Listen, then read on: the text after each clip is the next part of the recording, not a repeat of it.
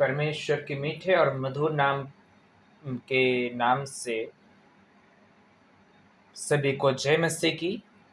आइए आज का इस शाम के समय में जब बुधवार का ये बाइबल अध्ययन में हम लोग जाते हैं, आइए हम लोग परमेश्वर के वचन से एक पुस्तक देखेंगे जो कि है मत्ती रचित सुसमाचार। आपके स्क्रीन में एक टॉपिक वहाँ पर वर्णन किया गया है, एक बोझ, एक विषय वहाँ पर वर्णन किया गया है कि आज के अध्ययन हम किस विषय में देखने जा रहे हैं, जो कि हम लोग देख पाते हैं बर्डन इन आवर लाइफ, अर्थात हमारे जीवन में बोझ। हम लोग अक्सर ये बात सोचते हैं कि हमारे जीवन में ये बोझ क्या है। एक बात हम लोग सोचते रहते हैं कि हमारे जीवन में कई सारे बोझ हैं। हमारे परिवार के समस्या, आर्थिक समस्या, खुद का समस्या, किसी की जिम्मेदारी, बहुत सी जिम्मेदारी है जिसको हम लोग ये सोचते हैं कि वो हमारे लिए एक बोझ है, लेकिन ऐसा बात नहीं है। असली जो बोझ है हमारे जीवन में वो हम लोग मत्ती के जीवन से हम लोग देख के सीख सकते हैं। हम लोग ये बात अच्छी तरीके से जानते हैं कि मत्ती कौन है ना। हम लोग ज़्यादा से ज़्यादा लोग ये सोचते हैं, ये जानते हैं, क्योंकि वचन में भी उसके विषय में लिखा गया है कि मत्ती एक चुंगी लेने वाला है।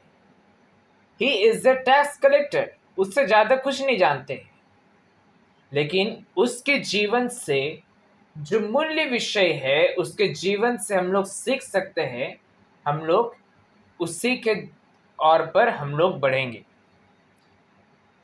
तो मत्ती के विषय में हम लोग सभी को जानते हैं कि वो एक चुंगी लेने वाला था और उसको प्रभु यीशु मसीह ने उसको बुलाया कि मेरे पीछे हो ले। फिर उसने उसके पीछे होकर शिष्यता का जो काम है, परमेश्वर का जो सेवकाई है, वो उसके और जारी रखता गया। उससे ज़्यादा हम लोग कुछ नहीं जानते। लेकिन मूल्य विषय क्या है, हमें ये जानना बहुत ज़रूरी है कि उसके जीवन से हम लोग क्या सीख सकते हैं और क्या सीखना ज़रूरी है।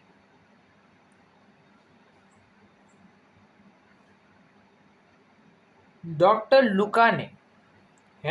लूका ने अपने सुसमाचार में उसके विषय में कुछ रख छोड़ा है, जिसके द्वारा हम लोग ये सोच सकते हैं कि क्यों उसके जीवन से हमें सीखने की बात है, और वो भी एक विषय है हमारे जीवन में बोझ। जब हम लोग निकालते हैं लूका रचित सुसमाचार उसका 5 अध्याय 29 पद, वहां पर इस प्रकार लिखा है, तब लेवी ने अपने घर में उसके लिए एक बड़ा भोज दिया और चुंगी लेने वालों की और अन्य लोगों की जो उसके साथ भोज करने बैठे थे एक बड़ी भीड़ थी। अब इसमें से ये जो अभी हम लोग ने पढ़ा है 5 अध्याय 29 पद में, अब इसमें से ये जो हमारे जीवन में ये बोझ है, इस टॉपिक के विषय में क्या कनेक्शन है, आप अगर गौर करेंगे वहां पर इस प्रकार लिखा है, तब लेवी ने अपने घर में उसके लिए एक बड़ा भोज दिया और चुंगी लेने वालों की और अन्य लोगों की जो उसके साथ भोजन करने बैठे थे एक बड़ी भीड़ थी। लेवी कौन है? मत्ती का दूसरा नाम है लेवी, है ना। तो जब हम लोग इस पद को पढ़ते हैं, यहाँ पर एक चीज देख पाते हैं कि मत्ती एक बड़ा, क्या कहते हैं, बड़ा भोज का एक प्रयोजन करता है। किस कारण? कि प्रभु यीशु मसीह ने उसको क्या किया, उद्धार दिलाया और उसको अपने सेवकाई के लिए, परमेश्वर की सेवकाई के लिए वो बुलाया, है ना। ये हम लोग देख सकते हैं। लेकिन हमारे लिए एक मूल्य विषय सीखने की बात यह है कि जब हम लोग इस पद को पढ़ते हैं कि उसने एक बड़ा क्या किया, भोज का आयोजन किया। सवाल यह है कि लेवी ने एक बड़ा भोज का क्यों एक प्रयोजन किया। जब हम लोग याकूब को देखते हैं, पतरस को देखते हैं, यूहन्ना को देखते हैं, यीशु मसीह ने 12 चेलों में से जो 11 चेलों में जो है 11 चेलों में से किसी ने भी जब एक पुकार सुना प्रभु यीशु मसीह के उसकी सेवकाई करने के लिए, किसी ने भी एक भोज भी तक, बड़ा तो बहुत दूर की बात है, भोज भी प्रयोजन नहीं किया। तो क्यों मत्ती ने ही किया? क्योंकि यहाँ पर अगर आप देखेंगे वहां पर एक बात वर्णन करता है, और चुंगी लेने वालों की और अन्य लोगों की जो उसके साथ भोजन करने बैठे थे एक बड़ी भीड़ थी, है ना। वो किसी और को नहीं बुलाया, उसने किसी और को नहीं बुलाया। मत्ती जो चुंगी लेने वाला है ना, एक टैक्स कलेक्टर, जो सबसे अमीर व्यक्ति, वो चाहे तो पूरा इज़राइल को एक भोज में, बड़ा भोज में आयोजन कर सकता था। आओ, मुझे आज परमेश्वर ने अपने सेवकाई के लिए बुलाया है, ये काम कर सकता था।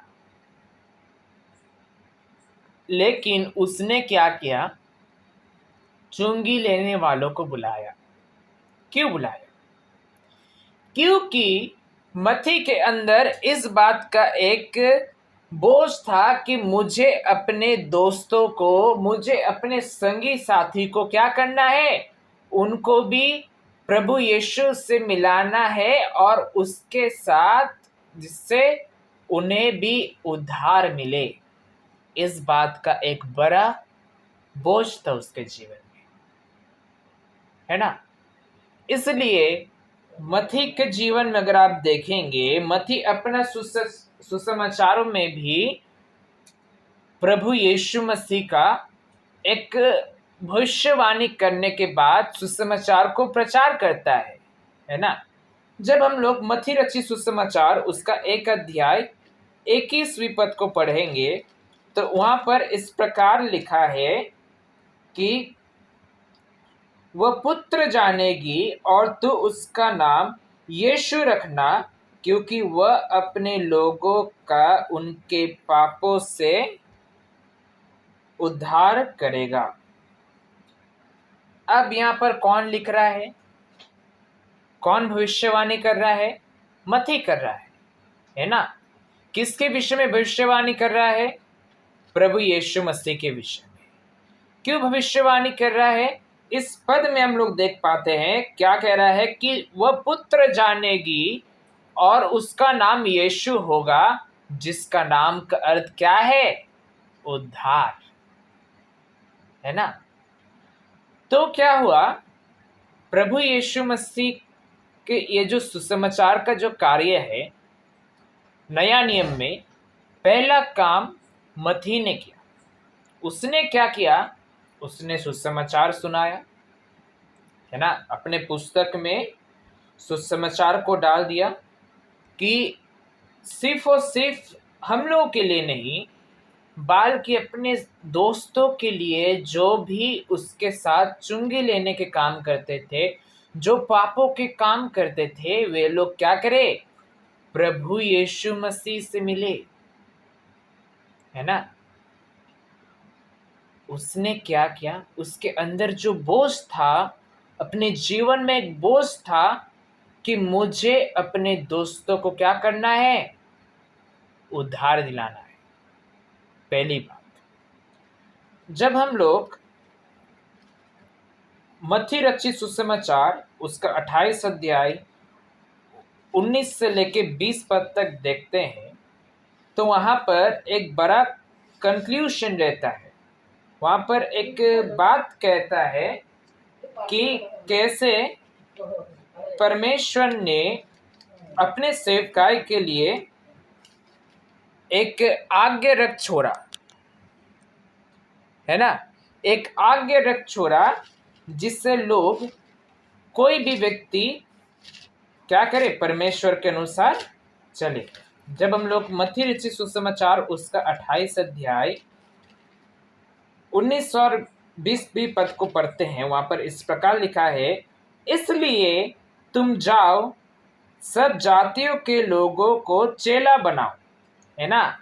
सबसे बड़ी बात, चेले लोग कौन थे, किस जाति में बिलोंग करते थे, वे लोग थे इज़राइल। इज़राइल कौन था, इज़राइल जो है परमेश्वर के चुने हुए लोगों है। अब परमेश्वर ने सिर्फ इज़राइलियों को अपना सेवकाई के लिए पोस्ट नहीं दिया था, उसने हर एक जाति को क्या किया कि तुम भी क्या करो, परमेश्वर का वचन का प्रचार करो। जब हम लोग 19वीं पद को पढ़ते हैं, वहां पर लिखा है, सब जातियों के लोगों को चेला बनाओ। हर जाति, हर जाति, चाहे वो नीचे जाति हो, मध्यम जाति हो या फिर ऊंचा जाति क्यों ना हो, हर एक जाति कौन बने, परमेश्वर के चेले बने। पहली बात। दूसरा बात क्या हम लोग देखते हैं, और उन्हें पिता और पुत्र और पवित्र आत्मा के नाम से बपतिस्मा दो, और उन्हें सब बातों जो मैंने तुम्हें आज्ञा दी है मानना सिखाओ, और देखो मैं जगत के अंत तक सदा तुम्हारे संग हूँ। अब बात है, प्रभु यीशु मसीह ने चेलों को ये आज्ञा दे दी, बोले कि तुम सुसमाचार का प्रचार करो, चेला बनाओ, फिर सुसमाचार प्रचारक को भी बनाओ, बनाने के बाद उन्हें पिता पुत्र पवित्र आत्मा के नाम से बपतिस्मा दो, और फिर क्या करो, जो शिक्षा तुमने मुझसे ली है उन्हें भी वही शिक्षा दो। अब एक सवाल है, चेले लोग, जब ये जो प्रभु यीशु मसीह के जो ये 12 चेले थे, है ना, 12 चेलों में से तो 11 चेले सुसमाचार का कार्य किए, एक चेला तो धोखा दे दिया। अब ये जो 11 चेले थे, इन्होंने कौन ऐसा पढ़ाई कर लिया था जिसके कारण अच्छी तरीके से सुसमाचार प्रचार किया? क्या वो लोग बीटीएच पढ़ा था, या फिर डीटीएच पढ़ा था, एमटीएच पढ़ा था, पीएचडी पढ़ा था, या डॉक्टरेट कर लिया था थियोलॉजी में? कौन सा बाइबल कॉलेज उस समय के समय था कि चेले लोग वहां से ट्रेनिंग लिया, लेने के बाद वे लोग सुसमाचार का प्रचार किया, करने के बाद वे लोग, कहीं पर हम लोग प्रेरितों में देखते हैं कि प्रेरित पतरस ने 3000 लोगों को सुसमाचार सुनाया और 3000 लोग ही सुन लिया। ऐसा कौन सा ट्रेनिंग वो लोग कर लिए थे कि आज के समय में लोग इतना पढ़ते हैं, लेकिन अगर 1000 को भी सुनाया तो एक भी उनमें से विश्वासी नहीं होता है? सवाल एक ये है।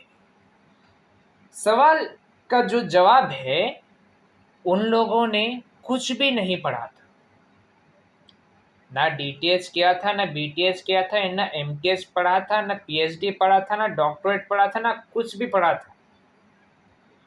वो लोग इतना ही सीखा था जो हम लोग देख सकते हैं मत्ती का सुसमाचार उसका 28 अध्याय 20 पद में क्या कर रहा है, कह रहा है, और उन्हें सब बातें जो मैंने तुम्हें आज्ञा दी है मानना सिखाओ, और देखो मैं जगत के अंत तक सदा तुम्हारे साथ संग रहूंगा।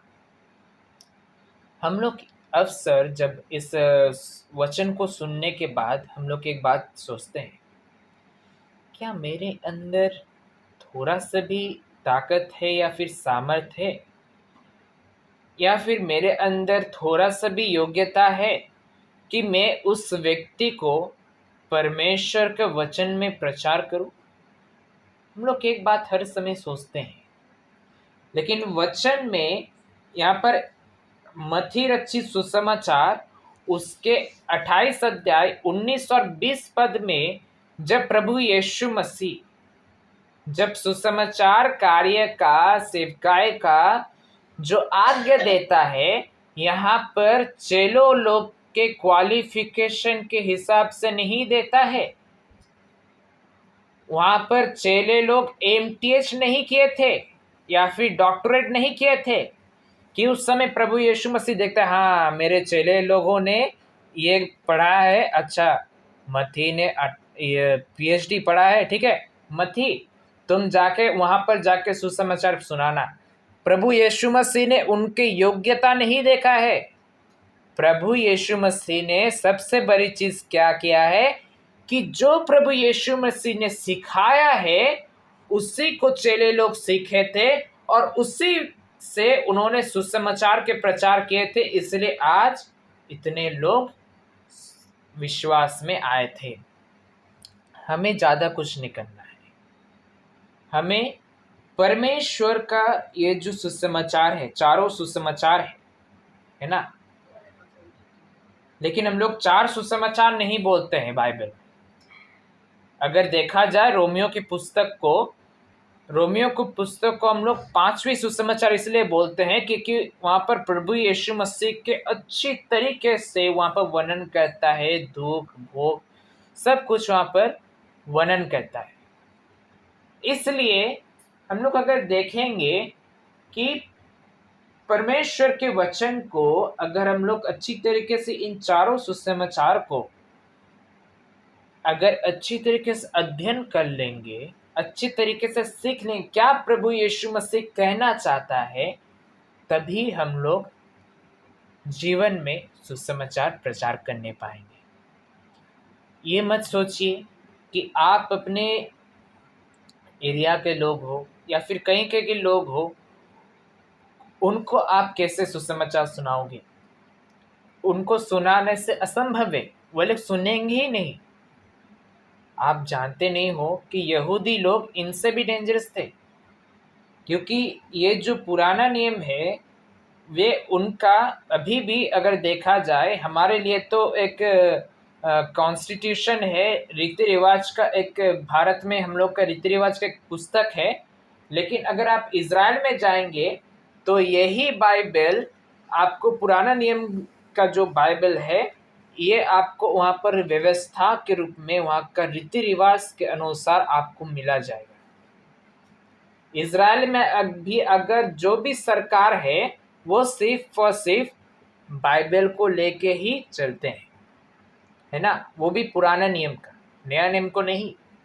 उनके जैसे लोगों को प्रभु यीशु मसीह के विषय में समझाना, फिर विश्वास में लाना, जो प्रेरितों के द्वारा कठिन था वो उनके द्वारा क्या है, प्रेरितों के द्वारा वो चीज़ आसान है ना। और वही चीज़ अगर हम लोग अपने जीवन में देखें, हमें भी क्या करना है, हमारे जीवन में एक बोझ लाना है जिससे हम अपने परिवार के लोगों को, अपने आसपास के सदस्यों को, अपने दोस्त यारों को क्या करें, परमेश्वर के सुसमाचार को सुनाएं, जिससे उनके मृत्यु के कारण हम नहीं बने। वो अगर सुने तब भी अच्छा, नहीं सुने तब भी अच्छा, आप उस मृत्यु के कारण मत बने।